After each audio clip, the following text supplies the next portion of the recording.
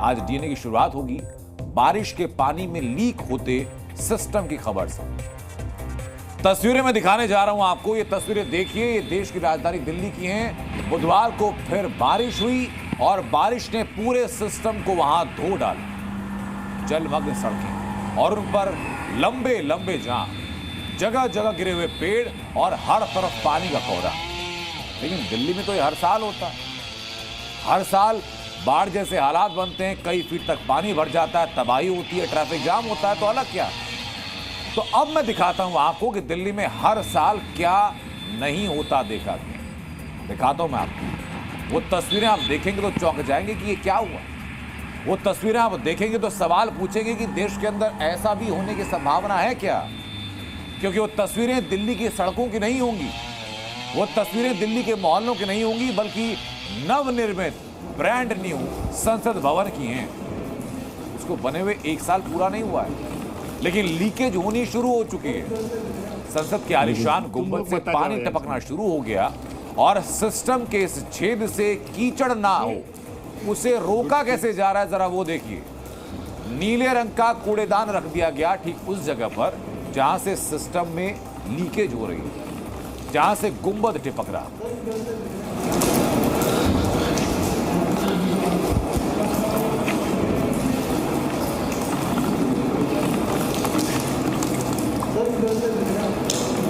तुम लोग मत आ जाओ यार इसमें।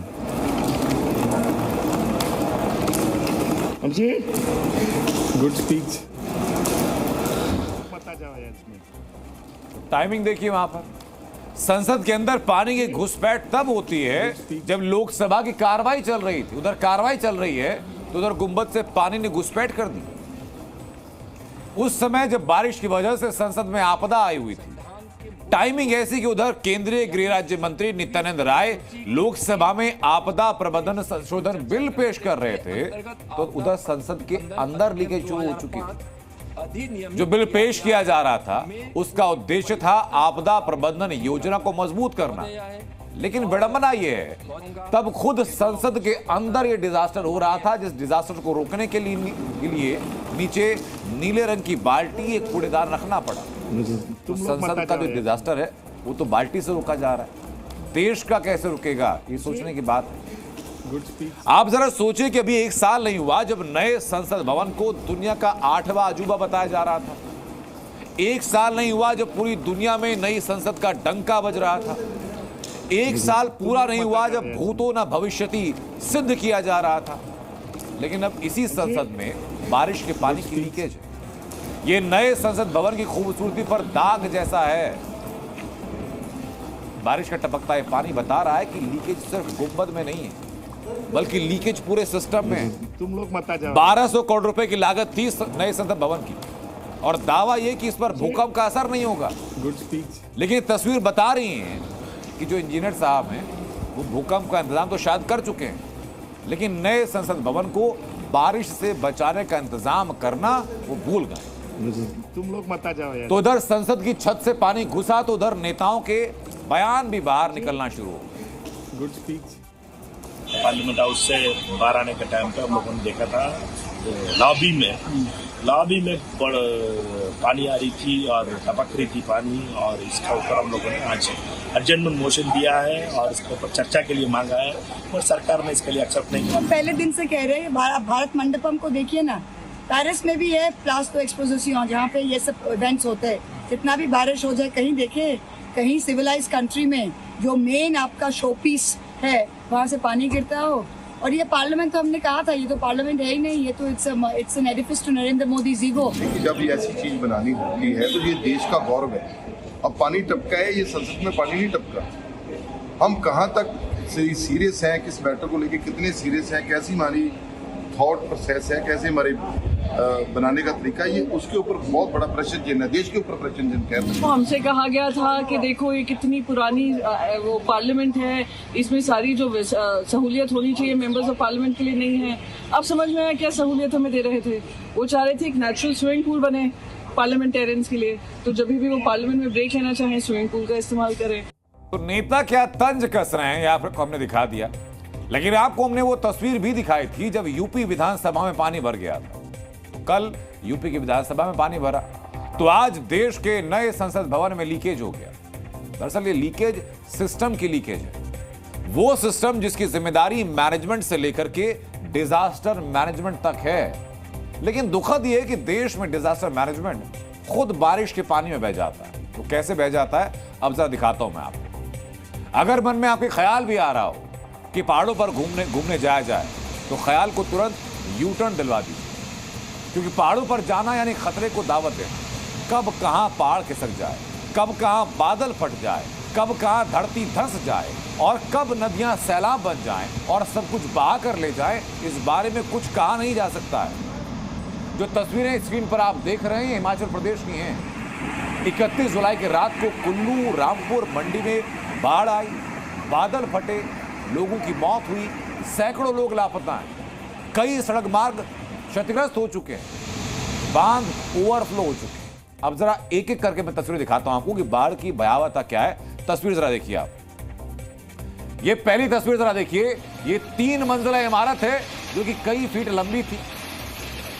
ऐसा दही इमारत जैसे कोई ताश के पत्तों की इमारत होती है। ये 3 मंजिला इमारत है। सोचिए इस इमारत को जब बनाया गया होगा तो मजबूती कितनी परखी गई होगी, लेकिन पीछे से नदी का तेज बहाव आता है और एक साथ इसको बहा कर ले जाता है। ये हिमाचल के मनाली की तस्वीरें। पहाड़ों पर आज की तारीख में ये हो रहा है। इसलिए मैं कह रहा हूं कि अगर मन में ख्याल हो कि पहाड़ों पर घूमने जाना है तो ख्याल को यू टर्न दिलवा दीजिए।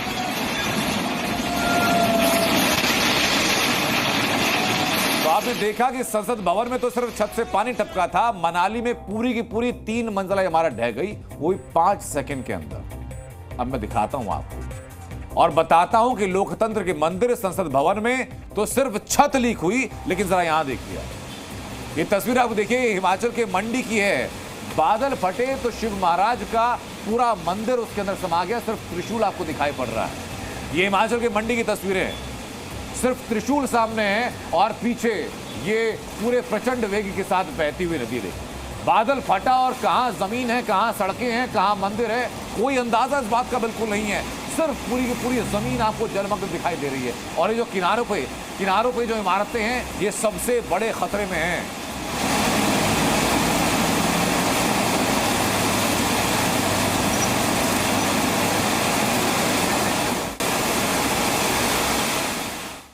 मैं लगातार कह रहा हूं, गनीमत है कि संसद की तो सिर्फ छत लीक हुई।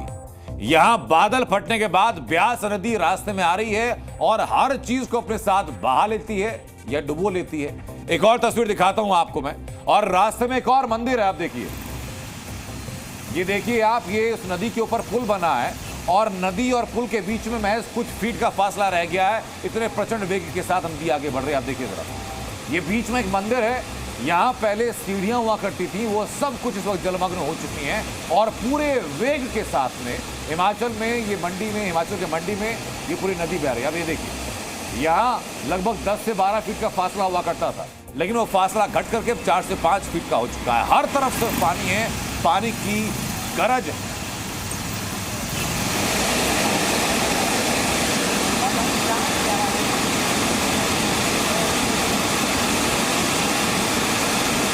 पहाड़ों पर सिर्फ सैलाब है, पहाड़ों पर सिर्फ पानी की गर्जना या तो सुनाई पड़ रही है या फिर बादलों की गर्जना सुनाई पड़ रही है।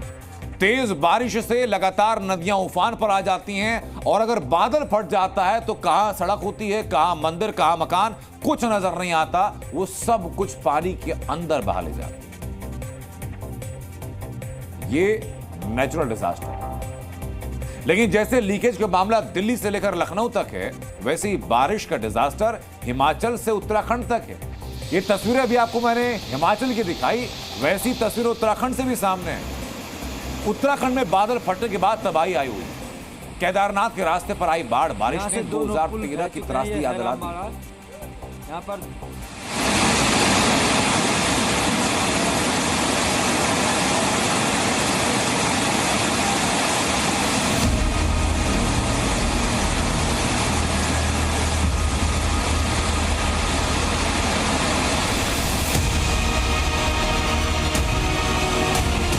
यहाँ से 2 पुल बह चुके हैं। ये है रामबाड़ा।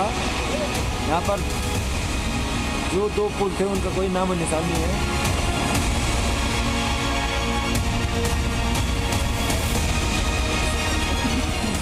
कल रात को जो बादल फटा था इस गदेरे में फटा है। यहाँ पर एक गोदाम था जिसका कोई पता नहीं है।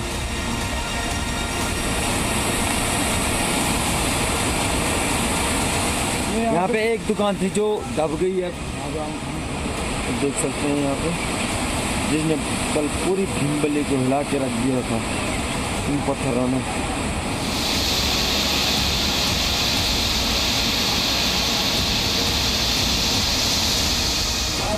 ये रामबाड़ा का रास्ता है जो यहाँ पे भी एक बादल फटा है। यहाँ बीच में घाटी बन रखी है और इसके बीच में जो लोग हैं वो फंसे हुए हैं। वो इधर भी नहीं आ सकते, उधर भी नहीं जा सकते। उधर के दोनों पुल बह चुके हैं। रामबाड़ा में जो लोग रह रहे थे वो वहीं फंस रखे हैं।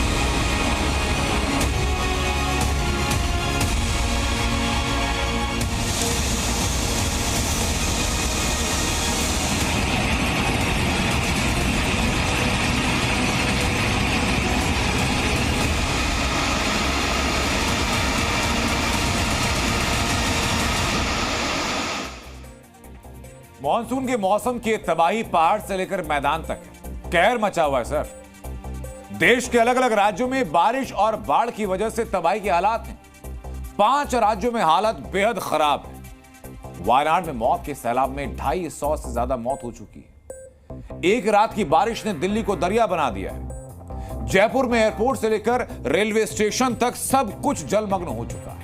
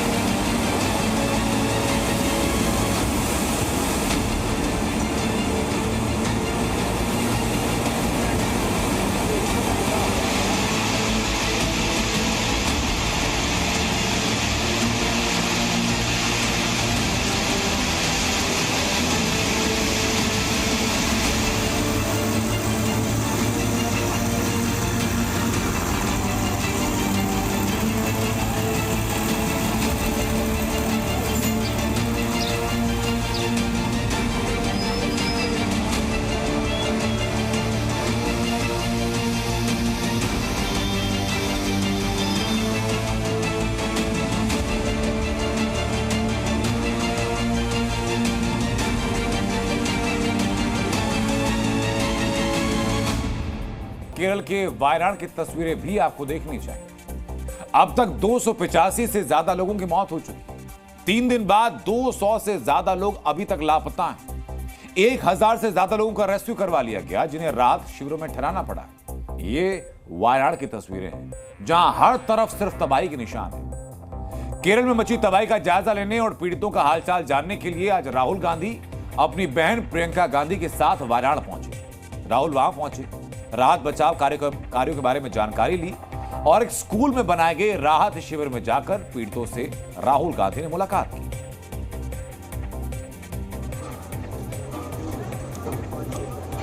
वायनाड वो सीट है जहां से राहुल गांधी दूसरी बार सांसद भी जीते, लेकिन वायनाड की सीट छोड़ दी और उपचुनाव पर अब प्रियंका गांधी वाड्रा वायनाड सीट से चुनाव लड़ेंगी। इस लिहाज से राहुल और प्रियंका दोनों का यहां पहुंचना, पीड़ितों से मिलना पॉलिटिकल मैसेजिंग की तरह भी देखा जा रहा है। बड़ा मौका यहाँ पर लगातार सवाल उठ रहे थे। Rahul ji, I feel how I felt when my father died. That I've seen so many people. I remember what I felt when my father died, and here people have not just lost a father; they've lost the whole family, entire family, brother, sister, mother, father. So I know what I felt. And this is much worse than that. We have spent the whole day meeting people who have suffered. It's an immense tragedy.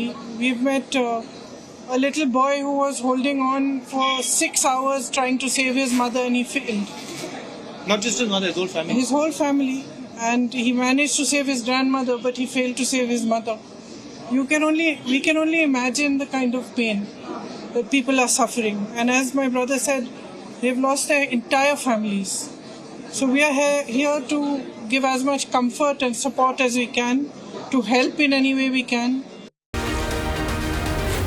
Zee News.